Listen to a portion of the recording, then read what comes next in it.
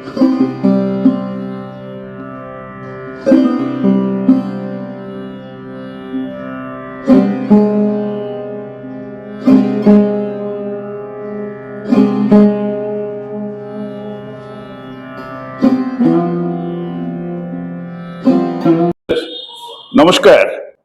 আমি আজকে আপনাদের যে ভিডিও নিয়ে আসবো সেটা কমপ্লিটলি ডিফারেন্ট ভিডিও।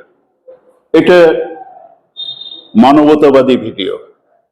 আমি এখানে এসে আমার একটি ভক্তিগীতির কথা আমার বারবার করে মনে আসছে। ওটা লিখেছিলেন রামপ্রসাদ সেন, আমার যতটুকু মনে পড়ে। আমি ঠিক বলতে পারবো না কোন সময়টাতে লিখেছিলেন। ওই গানটির আমার একটা লাইন আমার খুব মনে পড়ছে এখানে এসে। ওরে দিন যে গেল সন্ধ্যা হলো, পার করো আমারে। পার করার নৌকাটির জন্য আমরা যেখানটাতে বসে থাকতে হয় সেই জায়গাটি এখানে। আমি একটি বৃদ্ধাশ্রমে এখানে দাঁড়িয়ে। এটাকে ঠিক ওরা বৃদ্ধাশ্রম বলে না, এটাকে ওরা বলে যে ডেস্টিটিউট, মানে যাদের কোনো থাকার জায়গা নেই, যাদের কোনো মাথায় চাল নেই, ওদেরই জায়গা এটা। এটাকে আমি বৃদ্ধাশ্রম থেকে আমি একেবারে উঁচুতে জায়গা দিয়েছি। It has got some dimension, যে ডাইমেনশনটা মানবতার নিরিখে অনেক বেশি উঁচুতে জায়গা। এটি হলো সেই জায়গাটি। আপনারা দেখুন পেছনে, আমার পেছনে, এটা হলো সন্ধ্যা নীড়। সন্ধ্যার নীড়, সন্ধ্যার নীড় এই জায়গাটির নাম। এটা একটা বিল্ডিং, মধ্যমগ্রাম বলে একটা জায়গা পশ্চিমবঙ্গের, কলকাতার খুব কাছাকাছি। এখানে যাদের কোনো থাকার কোনো জায়গা নেই, যাদের কোনো হয়তো খাওয়ার সামর্থ্য নেই, ওই ধরনের লোকজনই এখানে রাখা হয়। আজকে আমি একটা গ্রুপ থেকে বেশ কিছু লোকজন, অথবা আমি বলবো যে এদেরকে আমি সত্যি আমার আমার ভাষা নেই যে এরা যে এখানে এদেরকে দেওয়ার জন্য, এই যে যাদের কোনো ডেস্টিটিউট যেসব লোকজন, এদেরকে দেওয়ার জন্য যে সামগ্রী যেগুলো নিয়ে এসছেন, নিয়ে এসে এদেরকে বিতরণ করেছে, এদের সাথে এরা খেতে বসেছে ওখানটাতে, এবং বেশ কিছু দান, অর্থদান এখানে এসছে। আর আমাকে এরা এটার সাথে জড়িয়ে নিয়েছে। আমি সত্যি কৃতজ্ঞ এই জন্য যে এখানে আমি আসতে পেরেছিলাম। আর এটিকে যে কন্ট্যাক্ট করেছে, এটা একটা ছোট্ট নাম দিয়েছে এরা। এটা নতুন একটা গ্রুপ, এটা এটা খুব একটা পুরনো নয়, এরা নতুন একটা গ্রুপ। এরা নাম দিয়েছে আশার আলো। এই আশার আলোর এখানকার যে সদস্যবৃন্দ, এরাই কিন্তু এই ডোনেশনটা দিয়েছে।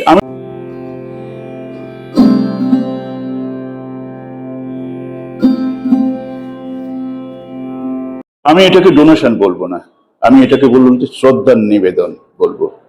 এই শ্রদ্ধার নিবেদনটা ওরা এখানে কন্ট্রিবিউট করেছে। তো আমি এদের প্রতি আমি কৃতজ্ঞ যে এই ধরনের একটা মহৎ কাজ যে এরা যে করতে পারলো এবং করা যে শুরু করেছে, এই জন্য আমি সত্যি কৃতজ্ঞ। আমি এখন আমার পেছনে যে দেখছেন, আশার আলো, এ সোশ্যাল ওয়েলফেয়ার অর্গানাইজেশন, এবং এরাই কিন্তু কন্ট্যাক্ট করেছে, এই পুরো অনুষ্ঠানটি কন্ট্যাক্ট করেছে। এবং এদের যে যিনি, যার হাতে এটা প্রথম একটা রূপ পায়, সেই হলো আমার পাশে দাঁড়িয়ে আছে গীতাঞ্জলি রয়। আমি এখন গীতাঞ্জলি রয়কে আমি কিছু প্রশ্ন করব, কারণ সেই কিন্তু পুরোধা। এটা পুরোধা বলতে তার মাথা থেকে এটা এসছে এবং সেই কিন্তু এটাকে ম্যাটেরিয়ালাইজ করেছে। গীতাঞ্জলি দেবী, নমস্কার। আমি একটু জানতে চাইছি, আমি সত্যি এতটাই বিমোহিত, আমি কিন্তু কখনো কিন্তু এই ধরনের কোনো অনুষ্ঠানে আজ পর্যন্ত যাইনি। আমি একা করেছি অনেক, আমি বাচ্চা ছেলেদেরকে খাইয়েছি, আমি কিন্তু এই ধরনের একটা অর্গানাইজড আমি দেখিনি কখনো, আমি পাইনি আমি কখনো। এখন আপনি আমাকে একটু বলুন যে আপনার কি করে এটা আপনার মাথায় এলো যে এই ধরনের একটা কিছু করা যায়। আসলে দেখুন, আমরা নিজেদের এন্টারটেনমেন্টের জন্য অনেক কিছুই করে থাকি। বিশেষ করে শীতে আমরা পিকনিকে করছি, এখানে ওখানে ডে আউটিং করছি, বা দুই এক দিনের বেড়াতে যাচ্ছি। কিন্তু ধরুন যাদের যেমন এই নিরাশ্রয় অসহায় বৃদ্ধ মানুষ, তাদেরকে নিয়ে কিছু করা বা তাদের সাথে কিছুটা সময় কাটানো, আমরা ঠিক করি যে বছরের প্রথম সপ্তাহের প্রথম একটা দিন তাদের জন্য কিছু কিছু পোয়া নিয়ে যাব, তাদের সাথে লাঞ্চ করবো, জাস্ট একটা পিকনিক টাইপের, তাদের কথাও শুনবো, তাদের গল্প শুনবো। এইভাবেই একটা আইডিয়া এলো যে সন্ধানী নিয়ে একটা অনুষ্ঠান করার। আচ্ছা, এই ধরনের প্রোগ্রাম করতে হলে তো ইউনিট সাম মানি, এই পয়সাটা কোত্থেকে আসছে?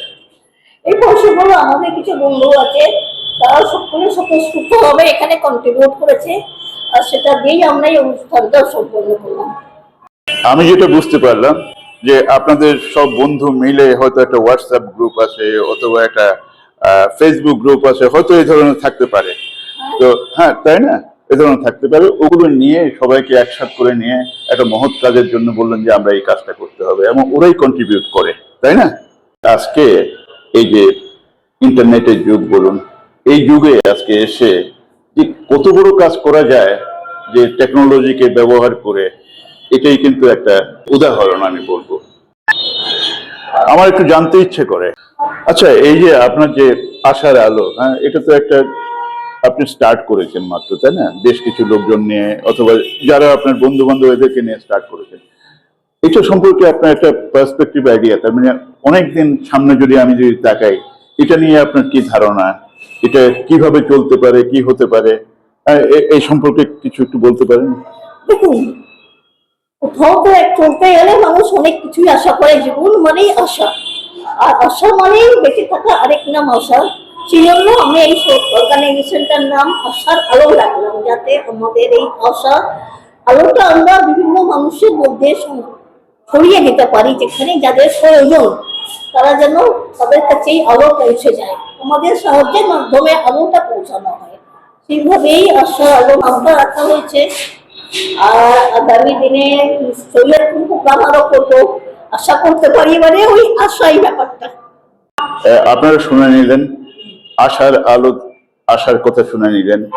ওরা আরো চাইছে যে সামনের দিনগুলোতে আমরা যারা ডেস্টিটিউট, যারা যারা ভালনারেবল লোকজন যারা আছে, যাদের খাওয়ার পড়ার অথবা থাকার জায়গা নেই, এদেরকে সাহায্য করার জন্য আমি আমি পার্সোনালি আপনাদেরকে অনুরোধ করব, আপনারা যদি পার্সোনালি যদি এদেরকে যদি কিছুটা সাহায্য যদি করতে পারেন, যে কোনো ভাবে, যে কোনো রকম ভাবে যদি সাহায্য করতে পারেন, সত্যি একটা মহৎ কাজ আপনারা করতে পারছেন বলে আমি মনে করব। আর এই ব্যাপারে যদি যোগাযোগ করতে হয়, আমার সাথে যোগাযোগ করতে পারেন। আমি ডাইরেক্টলি আমি ওনার সাথে যোগাযোগ করে আমি যেটাই দেন আপনারা, সেটা আমি হয়তো পাঠিয়ে দিতে পারবো এই ধরনের কিছু কাজ করার জন্য। এবং এটা কিন্তু মহৎ কাজ, এটা মহৎ কাজ, এর চেয়ে বড় কাজ কিন্তু কিছু হয় না। কিন্তু একদিন আপনাকেও যেতে হবে, ঠিক এই এই এখন এখানে যারা আছে, বৃদ্ধ যারা আছে, বৃদ্ধা যারা আছে, এই অবস্থাতে আপনাকেও যেতে হবে। আপনার হয়তো সামর্থ্য আছে, এদের সামর্থ্য নেই। এদেরকে বাঁচতে দিন, এদেরকে রেসপেক্ট দিন। এখন সন্ধানীদের গৃহহীন সদস্যদের জন্য যে গিফট আশার আলোর পক্ষ থেকে দেয়া হবে, এগুলি আমার সামনেই।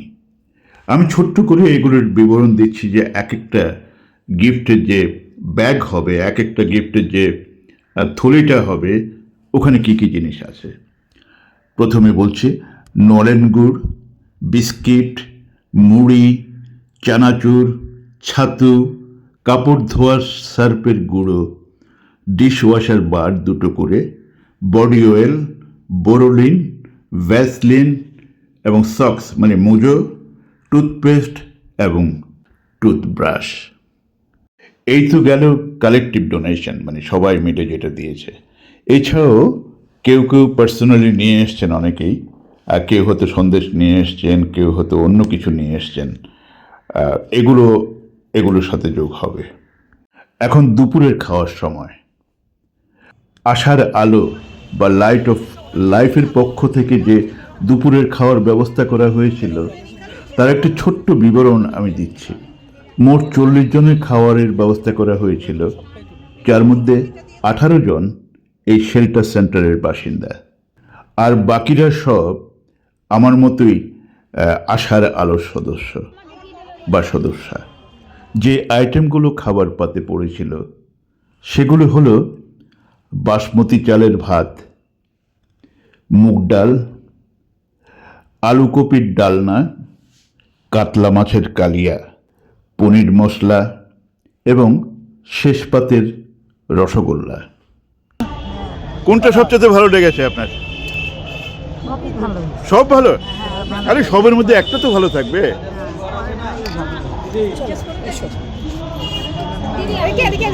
দেবেন না, ওই যে কাকিমাকে দেবেন না, কাকিমাকে দেবেন না। হ্যাঁ, আমরা না হাই তো তিন এখানে সবাইকে রান্না বান্না সব ভালো। কেমন খাচ্ছেন? দারুণ স্যার। ভালো, ফাইন রান্না। ভেরি ভালো গুড, করে। Very good. কোনটা ভালো লেগেছে সবচেয়ে? ডালটা ভালো লেগেছে, হ্যাঁ? ফুলকপি। ফুলকপি। ফুলকপিটা দারুণ লেগেছে। আচ্ছা, গুড।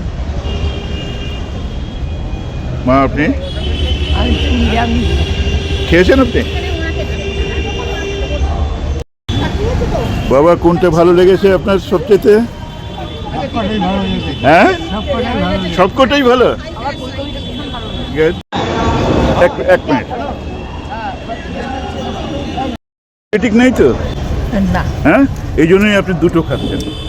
হ্যাঁ, অথচ আমি কিন্তু একটাও খেতে পারি না, আমার তাকিয়ে থাকতে হয় আমাকে। হ্যাঁ, কেন স্যার? কারণ আমার ডায়াবেটিক। আমাদেরও তাই। তাই হ্যাঁ। দেখুন তো, আমরা নিয়ে নিই। এই বাবারও তাই, দেখছি যে খাচ্ছে একটা মিষ্টি। আপনারা খুব ভাগ্যবান। হ্যাঁ, মিষ্টি খেতে পারেন, সন্দেশ খেতে পারেন, সবই খেতে পারেন আপনারা। আমি সুগার পারি ফ্রি সন্দেশ আপনিও খেতে পারবেন। না, না, সুগার ফ্রি বলে কোনো জিনিস নেই, কিন্তু লেখা আছে তো। কোনো জিনিস নেই। এই, এরা কি খাওয়ার জন্য বসে আছে নাকি? নাকি খেয়ে ফেলেছো? খেয়ে ফেলেছো তোমরা? খাওনি? ও বাবা, আমাকে ছাড়া নাকি খাবে? আমাকে নিমন্ত্রণ করলে লাভ করতে পারবে, কারণ কিচ্ছু খাই না আমি। আমি এখন এই শেল্টার সেন্টারের মহিলা বিভাগে চলে এসেছি। এখানে গৃহহীন মহিলারা থাকেন। এখানে এই মহিলারা সংসার ছেড়ে বা সংসার থেকে ছেড়ে আসার কারণে নতুন সংসার পেতে বসেছেন। অথচ দেখুন, একসময় এদেরও সংসার ছিল, এদেরও মাথা গোঁজার ছাদ ছিল, কিন্তু ভাগ্যের পরিহাসে সব ছেড়ে দিয়ে এখানে ঠাঁই নিতে হয়েছে এদের। অথচ এরাই একসময় গৃহিণী হয়ে ছেলে মেয়েদের মানুষ করেছিলেন, যারা আজ জাতির চালিকা শক্তি হিসেবে দেশকে উন্নতির পথে এগিয়ে নিয়ে চলছে।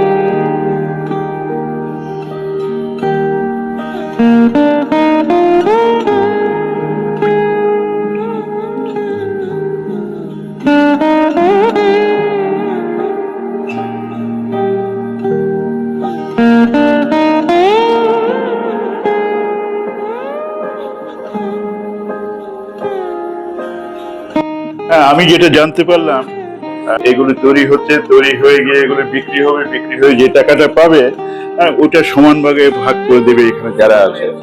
এখানটায় ঠাকুর ঘর দেখা যাচ্ছে। তার মানে এখানে পুরো মানে আপনি একটা বাড়ির মধ্যে আপনি যেভাবে আপনি জীবনযাপন করতে চাইছেন, এখানে পুরোটাই আপনি পাচ্ছেন। হ্যাঁ, এটা কি আপনারই?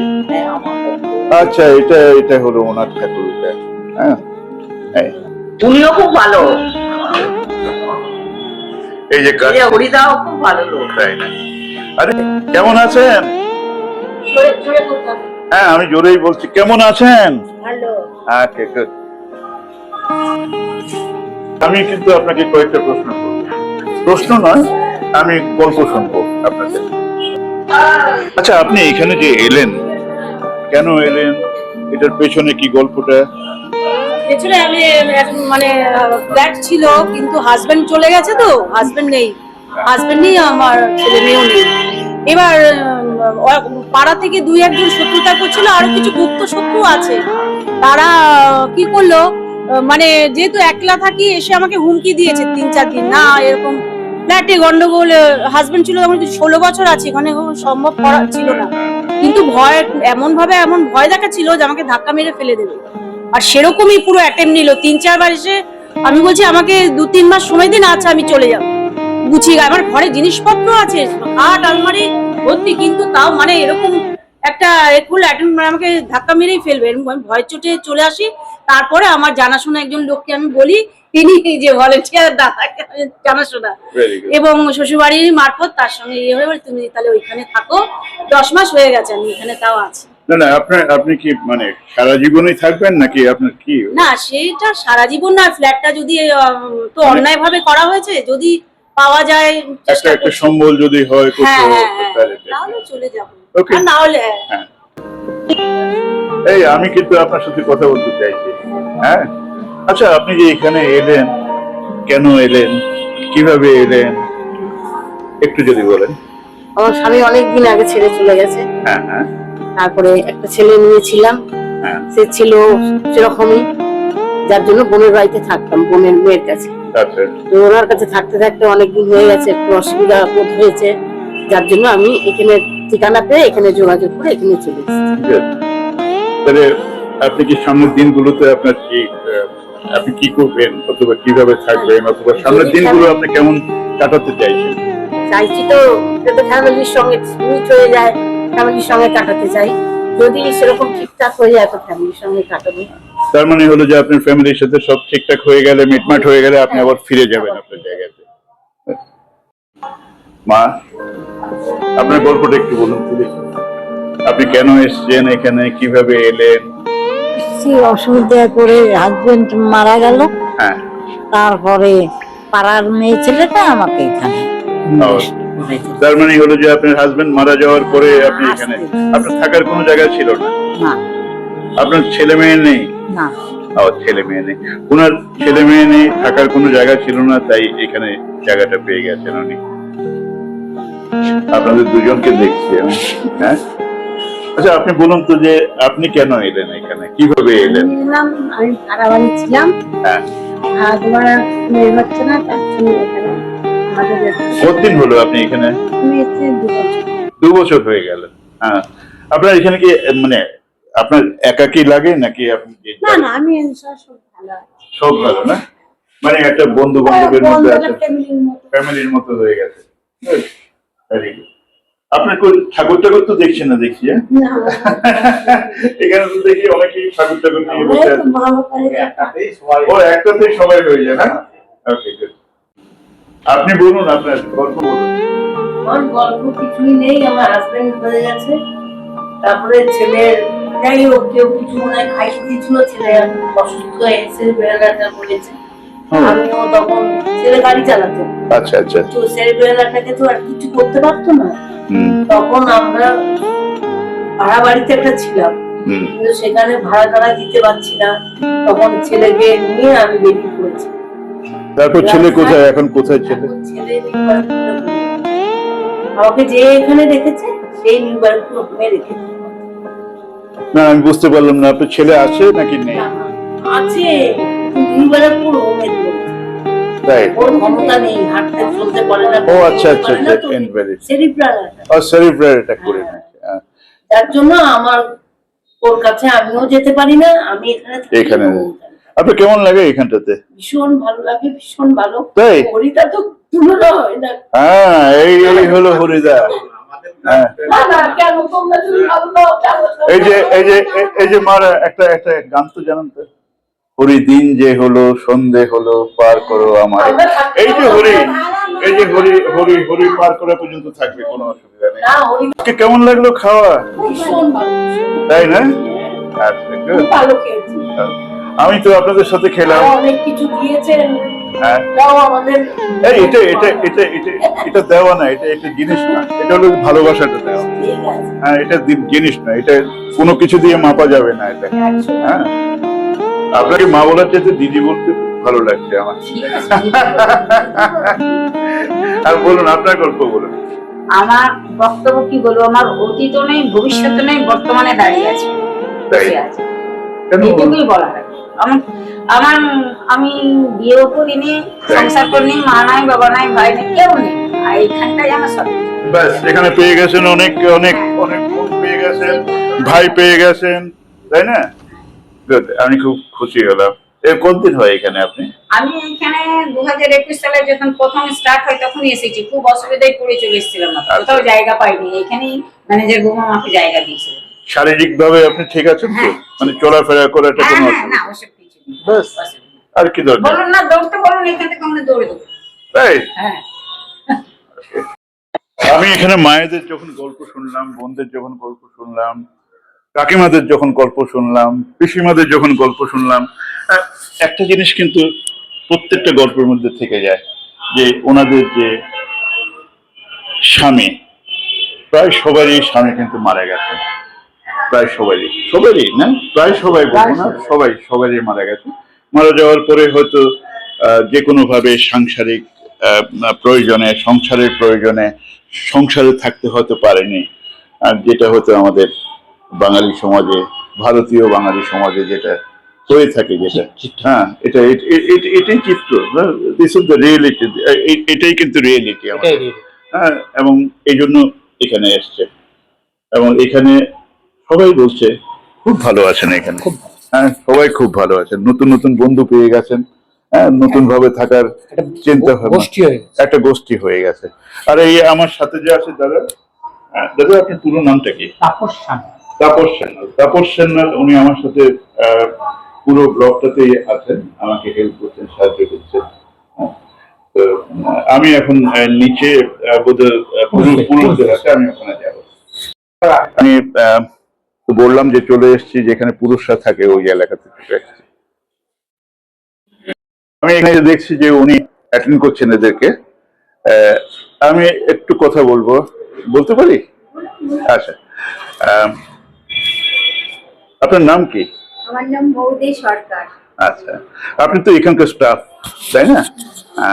কতদিন হয় আপনি এখানে আছেন? আমি প্রায় 4.5 বছর হতে চলবে। তাহলে তো অনেকদিন হয়ে গেল আপনার, অনেকদিন হয়ে গেল। 2021 পয়লা মার্চে মানে এখানে জয়েন করেছিলাম। আচ্ছা, পয়লা 21 জয়েন করেছিলাম। হ্যাঁ হ্যাঁ। তখন থেকেই আমি এখানে রয়ে গেছি। আপনার একদিনের অভিজ্ঞতা, 4 বছর 4.5 বছর হয়ে গেছে, আপনি বলুন যে এদের সাথে কেমন আপনার ইন্টারাকশনটা কেমন? এক্সপেরিয়েন্সটা হয়েছে, আমার আগে এটা নলেজে ছিল না, কিন্তু এনাদের এখানে যখন ডিউটিতে আমি জয়েন করেছি, এনাদের সঙ্গে মেলামেশার জন্য আমি খুব করেছি যে এই মানুষগুলোকে কিভাবে ভালো রাখা যায়, কিভাবে ওনাদের সঙ্গে মেশা যায়, ওনাদের সঙ্গে সঙ্গ দেওয়া যায়, ওনারা ভালো থাকলে নিশ্চয়ই আমরা ভালো থাকবো। এই কথাটা সবসময় আমরা চিন্তা করতাম। আমি চিন্তা করতাম যে না, এই মানুষগুলো যখন এখানে এসেছেন, কেউ হয়তো সুখে আসেননি, সবাই দুঃখেই এসেছেন। হ্যাঁ, কারোর না কারোর কিছু হিস্ট্রি রয়েছে। তাই সেই জন্য তাদেরকে আমি চাই সবসময় ঈশ্বরের কাছে একটাই প্রার্থনা করতাম যে এই মানুষগুলো, এই যে যখন ওনাদের পাতে অন্নটা আমাকে তুলে দিতে হতো, অন্নটা আমি তুলে দিতাম বা আমাদের এই স্টাফ তুলে দিতেন, তখন আমাদের মনে হতো এনাদেরকে এই ডাল ভাত আলু সেদ্ধ কতদিন আমরা দেব, হ্যাঁ, কিভাবে এটা চলবে। কিন্তু দেখা গেল যে ঈশ্বরের একটা কিছু একটা পাওয়ার মতন আমাদের আছে, যে উনি এই কথাগুলো শুনেছেন হয়তো, যার জন্য এই আপনাদের মতো মানুষদের আমাদের কাছে পৌঁছে দিয়েছেন। আর আপনারা আমাদের এরকম মানুষদের কাছে পৌঁছে গেছেন, এর জন্য আমরা আপনাদেরকে আমরা অসংখ্য ধন্যবাদ জানাই, এবং খুব খুব ঈশ্বরের কাছে প্রার্থনা করি আপনারা এইভাবে মানুষের কাছে পৌঁছে যান, আর এইভাবেই ভালো থাকুন, আপনারা সবাই সুস্থ থাকুন, ভালো থাকুন, এই বলে আমি শেষ করছি। নমস্কার, আপনার কি নাম? উমাশঙ্কর চৌধুরী। উমাশঙ্কর চৌধুরী। আপনি, আমি একটু জানতে চাইছেন যে আপনি কিভাবে এখানে এলেন, কেন এলেন? আমি তো একা আছি, আমার মেয়ে ছিল বাড়ি চলে গেছে সব, আমি একা আছি। ওই আমার হরিজিৎ নিয়ে আসলো। আচ্ছা, তাই। তার মানে আপনার মেয়ে আছে? হ্যাঁ, মেয়ে আছে, ছেলে ছিল মারা গেছে, ওই 3টে মেয়ে আছে। আর আপনার বাড়ি ঘর ছিল এখানে? এখানে বাড়ি ঘর, আমার তো বিহারে থাকি, ছাপড়া। বিহারের ছাপড়াতে। হ্যাঁ। আপনার মেয়ে চলে গেছে ওখানে? বিয়ে শাদী হয়ে গেছে, আপনার ঘর চলে গেছে। বাবা, আমি কি একটু শুনতে পাবো যে আপনি কিভাবে এলেন এখানে? খেয়াল নেই আপনার? আমার মনে হচ্ছে যে আমি আপনার কাছ থেকে ভালো শুনতে পাবো যে কিভাবে আপনার ইতিহাস নয়, আপনি কি কেন এলেন এখানে, কেমন লাগছে এখানে? আমি একমাত্র না, আমার ওয়াইফ 3 বছর আগে মারা গেছে। আমার ছেলে আপনার ওয়াইফ মারা গেছে 3 বছর আগে? ছেলে পুলে ছিল না, অসুস্থ হয়ে পড়ি। বাড়িতে ভাড়া বাড়িতে ছিলাম, আমাকে বার করে দেয়। সেইখান থেকে ম্যানেজার সাহেবের বন্ধু আমাকে এখানে নিয়ে এসে হরেকৃষ্ণ হয়েছিল। এখানে আমি খুব ভালো আছি, আর কেউ করতে খুব ভালো আছেন এখানে? খুব ভালো আছি। আমি শুনে খুব খুশি হলাম। শুধু তাই না, শুনে খুশি হলাম বলতে আমি তাই বলবো না, হয়তো আমাদেরও তো একদিন হয়তো আসতে হবে, যে কোনো জায়গাতে হয়তো আসতে হতে পারে, আমি জানি না। হ্যাঁ, তো আমরাও যাতে খুশি থাকতে পারি, এবং আপনাদের থেকে কিন্তু ইন্সপিরেশনটা আমরা পাচ্ছি। বাবা, আপনার নাম কি? আমার নাম সুশান্ত ঘোষ। সুশান্ত ঘোষ। বয়স কত আপনার? 76+। 76+। Good good. আপনি এখনো ঠিকঠাক আছেন, তাই না? হ্যাঁ। খাওয়া দাওয়া তো ঠিকঠাক ভাবে হয়? হ্যাঁ। রোগ শোক আছে কি? না, আমার বাতের রোগ। ওটা থাকবে। 40 বছরের পরেই কারো হয়, তাই কোনো অসুবিধা নেই। না, ওটা থাকবে। হ্যাঁ, আর এমনিতেই ভালো আছে। আচ্ছা, আপনি বলুন তো এখানে কেন এলেন আপনি? আমার কেউ নেই, আমি বিয়ে করেছিলাম, আমার বউ হ্যাঁ। অ্যাক্সিডেন্টালি মারা গেছে, আমার ছেলে মেয়ে কেউ নেই। ও তাই, এই জন্য চলে এসেছে। কেমন লাগছে এখানটায়? ভালোই লাগছে, তাই না? হ্যাঁ। এরা সবাই আপনার বন্ধু বান্ধব হয়ে গেছে, হ্যাঁ। তাই না? গুড। আপনার এই পাশে আমি অনেকগুলো ছবি দেখছি কিছু, এগুলো কার ছবি? এইগুলো ঠাকুরের ছবি। ঠাকুরের ছবি, তারপরে আপনার কি যে ওয়াইফ মারা গেছে ওনার ছবি বোধহয়, তাই আমার না? বাবা। আপনার বোধহয় বাবা বোধহয় ওটা। হ্যাঁ। হ্যাঁ, এদের ছবি। আর এই পাশে হচ্ছে মা। আচ্ছা, পাশে মা। মানে আপনি এখনো স্মৃতিগুলো ধরে রাখছেন, হ্যাঁ। তাই না? হ্যাঁ। এই স্মৃতি দেখতে পারে মনে হয় যে আপনার বুকের মধ্যেই আছে, মনে হয় আপনি নতুন করে জীবন পাচ্ছেন, হ্যাঁ। তাই না? Good. ভালো লাগলো। আজকে খাওয়া দাওয়া কেমন লাগলো আপনার? ভালোই লাগলো। তাই? হ্যাঁ। গুড। তো এমনি কোনো অসুবিধা হয়নি খাওয়া দাওয়া নিয়ে? কোনো না, মানে কিছু খেলে পরে যে অনেকের তো একটু বয়স হয়ে গেলে হয়তো এই প্রবলেমগুলো এগুলো নেই কিছু? না, আমার কিছু নেই। বেশ, খুব ভালো। আমি খুব খুশি হলাম শুনে। ওকে, ভালো থাকবেন। হ্যাঁ, আপনি আমার জেঠুর বয়সী হয়তো হবেন সব কিছু মিলে। বলুন, আপনার কি নাম? অমর ভদ্র। অমর ভদ্র। অমর ভদ্র। আচ্ছা, আপনি বলুন তো এখানে কেন এলেন, কেন এখানে? মানে আগে আমি কর্মঠ ছিলাম, কাজ করতে পারতাম, পরে অ্যাক্সিডেন্টের পরে আমার কর্মক্ষমতা আমি অনেকটা হারিয়ে ফেলি। হ্যাঁ। তো অ্যাকচুয়ালি আমি যাযাবরের মতন ঘোরাফেরা করতাম। আচ্ছা আচ্ছা। আমার কিছু পরিচিত বন্ধু, তারা ম্যানেজার সাহেব এবং পৌরসভার চেয়ারম্যান সাহেবের সঙ্গে কথা বলে আমাকে তারা এখানে দিয়ে যাওয়ার ব্যবস্থা করে, এবং আমি এখন এখানে ভালো আছি। এখানে ভালো আছেন? বিশেষ করে ম্যানেজার সাহেব এবং দুজন যে স্টাফ আছেন এখানে, আপনার পেছনে দাঁড়ানো শ্রী হরেকৃষ্ণ প্রধান এবং যে ম্যাডামের সঙ্গে কথা বলে তাদের সেবা শুশ্রূষা এবং আমার দেখভালের জন্য আমরা প্রত্যেকেই ভালো আছি। Very good. আমি শুনে খুব খুশি হলাম, সত্যি আমি খুব খুশি হলাম। নমস্কার। আপনার কি নাম? তুষার চৌধুরী। হ্যাঁ, তুষার চৌধুরী। তুষার চৌধুরী। কতদিন হয় এখানে? এখানে 3 বছর। 2 বছর? 3 বছর। 3 বছর হলো না? আপনি কেন এসেছেন এখানে? কেন আসছি বলতে, আমি আমার বাড়ি, দেশের বাড়ি কামারপুকুরে ছিল। আচ্ছা। ঠিক আছে, গোঘাট থানা কামারপুকুর। হ্যাঁ হ্যাঁ হ্যাঁ। ওখান থেকে আমি এসেছিলাম। আসার পরে ছেলে মেয়ে সবাই আছে। হ্যাঁ হ্যাঁ। কিন্তু তারা তাদের নিজেদের মতন বিয়ে করে তারা তাদের মতন আছে, আমাকে দেখভাল করে না। আমার স্ত্রী 20 সালে মারা গেছে। আমি এখন এখানে এসেছি, যেটুকু টাকা রোজগার করি এখন, সেই টাকাটা আমি এখানে ডোনেট করি। হ্যাঁ, গুড, ভেরি গুড। আমি ডোনেট করি, আমার নিজের কিছু খরচা রেখে দিই আমি ম্যাক্সিমাম টাকাটা এখানে খরচা করি। কেউ অসুস্থ হলে তাকে হাসপাতাল নিয়ে গেলাম আচ্ছা, আচ্ছা। আমার টাকায়, ও, হয়তো টাকা আমাকে পরে দেয়। হ্যাঁ বুঝতে পারছি, মানে আপনি যতটুকু পারেন সাহায্য করার চেষ্টা করেন, এটাই।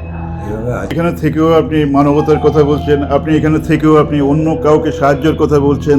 হ্যাঁ, আপনি এখানে থেকেও কিন্তু আপনি চান যে অন্যরা ভালো থাকুক, সুস্থ থাকুক।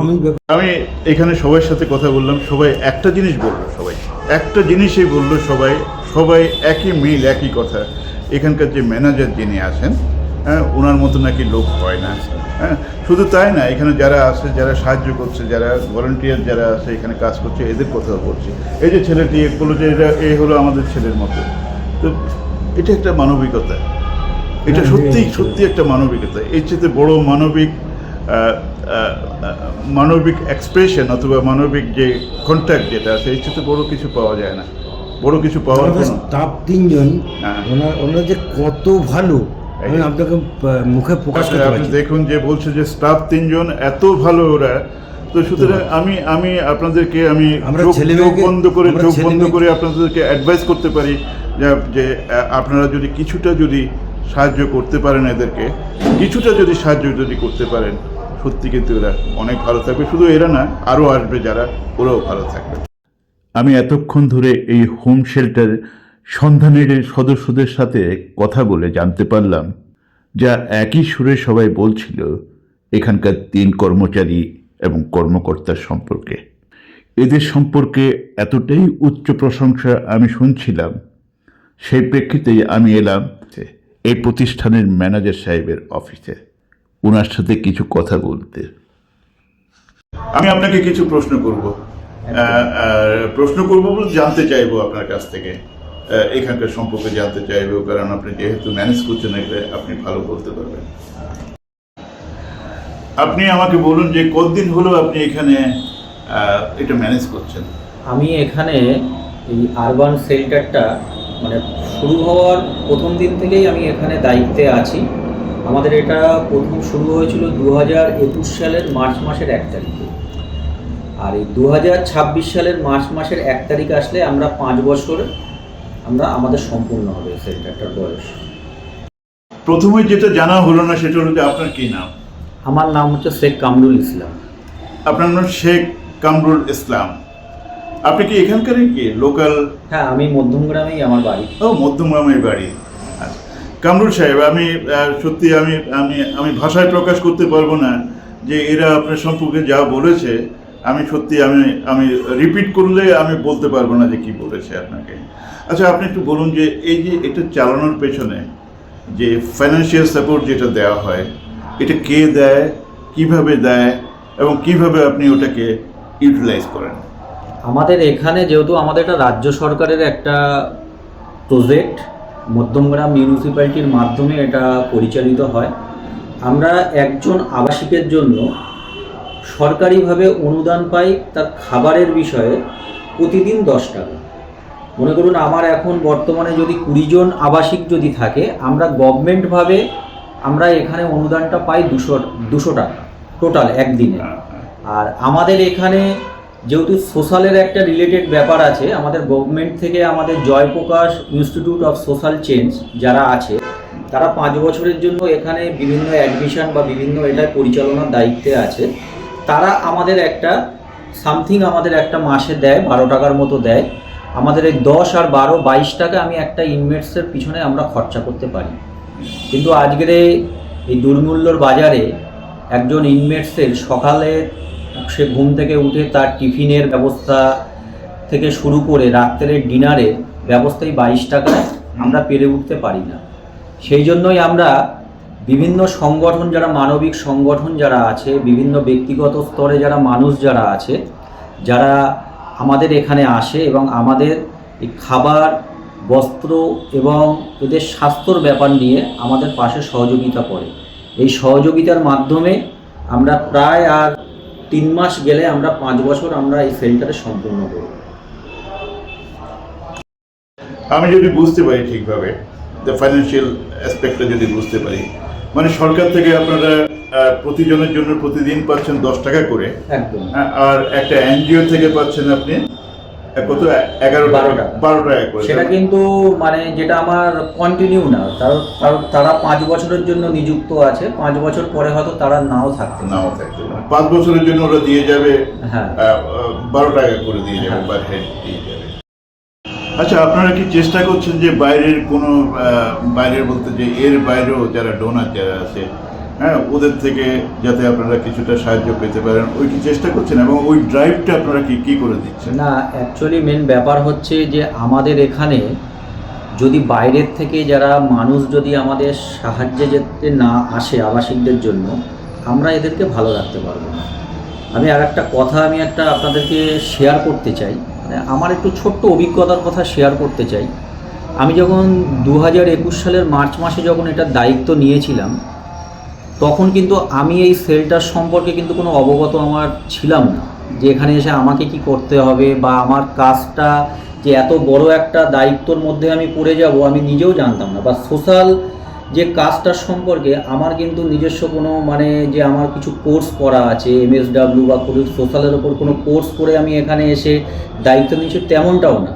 এদের সাথে থাকতে থাকতে যে আমার একটা অভিজ্ঞতা যেটা হয়েছে, একদম প্রাথমিক কনসেপ্ট যেটা আমার বলতে পারেন যেটা হয়েছে, যে এই মানুষগুলোর তো একটা সময় নিজস্ব বাড়িঘরদোর বা পরিবার সব কিছু ছিল, সব কিছু হারিয়ে বর্তমানে ওরা এই শেল্টারে আশ্রয় নিয়েছে। আমাদের শেল্টারে যতদিন এই মানুষগুলো যতদিন থাকবে, ততদিন এদেরকে আমি আমার বাড়ির পরিবারের অন্যান্য সদস্যর মতন যে ব্যবস্থাটুকু যেগুলো আমরা করি বাড়ির সদস্যদের জন্য, সেই ব্যবস্থাটুকু করার চেষ্টা আমি আপ্রাণ করে যাব। এইটুকুনি আমি নিয়ে আমি কাজ করে চলেছি, যে এদের যেমন খাবারটা সময় মতন যাতে দিতে পারি, খাবারের ব্যবস্থা করা, এদের চিকিৎসার ব্যবস্থা করা, এদের বস্ত্রের ব্যবস্থা করা, এই 3টে ব্যাপারে যাতে এদের কোনো রকম অসুবিধা না হয়, সেই ব্যবস্থাটুকুর জন্যই আমরা কন্টিনিউ আমাদের লড়াই সংগ্রাম বলতে পারেন আমাদের চলে যায়। আমি শুনে খুব সত্যি আমি এতটাই আমি অভিভূত, হ্যাঁ, যে এই ধরনের একটা অর্গানাইজেশন চলতে পারে এইভাবে আমার ধারণা ছিল না, সত্যি ধারণা ছিল না আমার।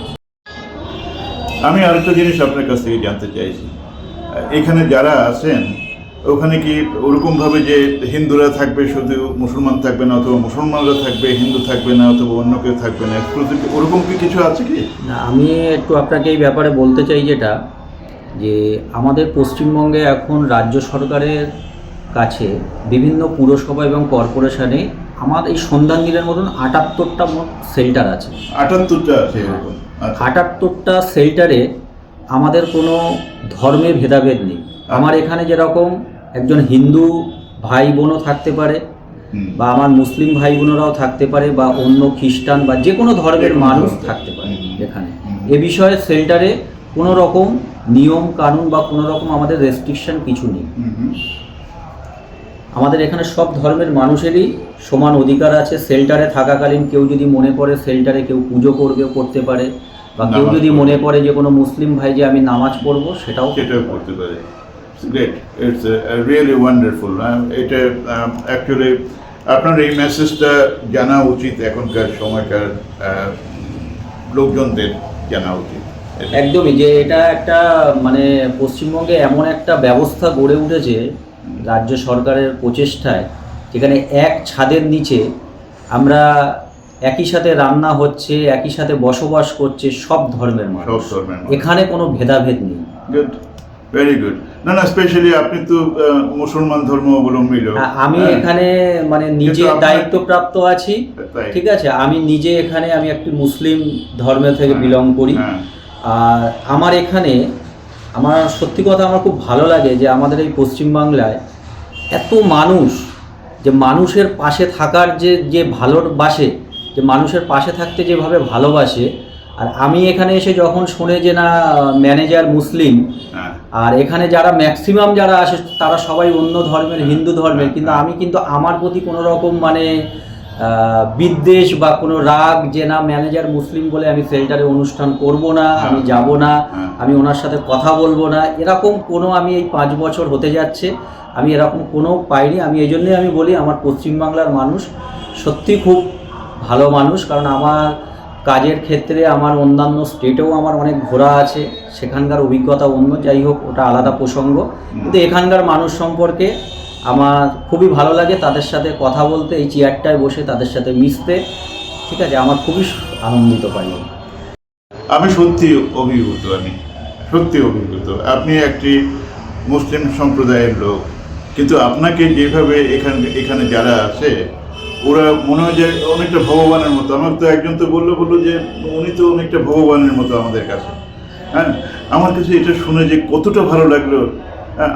আমি পার্সোনালি আমি ইন্টারফেথ ডায়ালগ আমি প্রমোট করি, ইন্টারন্যাশনালি প্রমোট করি।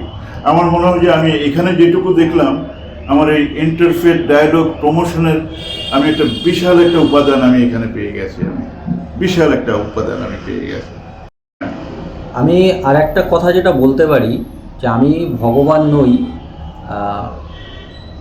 আমার এখানে আরও স্টাফ আছে, আমার আরও 3 জন স্টাফ আছে।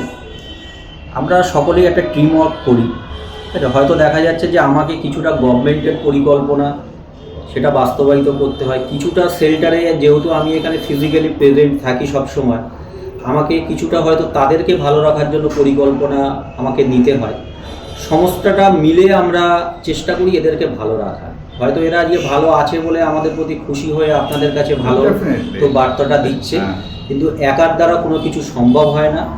আমাদের এই শেল্টারকে বাঁচিয়ে রাখতে গেলে যেমন আমাদের গভর্নমেন্টের সহযোগিতা যেমন আছে, তেমন আপনাদের মতন যারা মানবিক সংগঠন যারা আছে, মানবিক মানুষ যারা আছে, তাদেরকেও একসাথে একযোগে কাজটা করতে হবে। তাহলে এই শেল্টারগুলো বাঁচবে, এই শেল্টারগুলো ভালো থাকবে। হ্যাঁ কামরুল সাহেব, আমার খুব ভালো লাগলো আপনার সাথে কথা বলে। আমি আশা করি যে আপনাদের এই সেন্টারটা আরও বেশি ডেভেলপ করবে, আরও বেশি মানবিক সহযোগিতা এরা পাবে। যারা বয়স্ক হয়ে গেছে, যারা বয়স হয়ে গেছে, যাদের মাথায় ছাদ নেই, হ্যাঁ, ওরা একটা জায়গা পাবে এটা। আর এটাই সবচেয়ে বড় ধর্ম। মানুষের পাশে দাঁড়ানোটাই কিন্তু বড় ধর্ম। হ্যাঁ, আমি মসজিদে গেলাম কি আমি মন্দিরে গেলাম অথবা চার্চে গেলাম, that is not the thing that I am practising the things in the right way.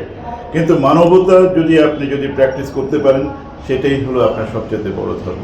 আজকে আপনারা যারা এখানে উপস্থিত হয়েছেন, আশার আলো সংগঠনের পক্ষ থেকে যারা উপস্থিত হয়েছেন, আমাদের শেল্টারে আসলেন আর আমাদের শেল্টার সম্পর্কে জানলেন এবং আমাদের আবাসিকদের পাশে যারা সহযোগিতার হাত বাড়িয়ে দিলেন, প্রত্যেককে আমি অসংখ্য ধন্যবাদ জানাই, প্রত্যেককে আমি নমস্কার জানাচ্ছি। আপনাদেরকে অসংখ্য ধন্যবাদ এখানে এসছেন এবং আপনারা সকলেই ভালো থাকুন, সুস্থ থাকুন।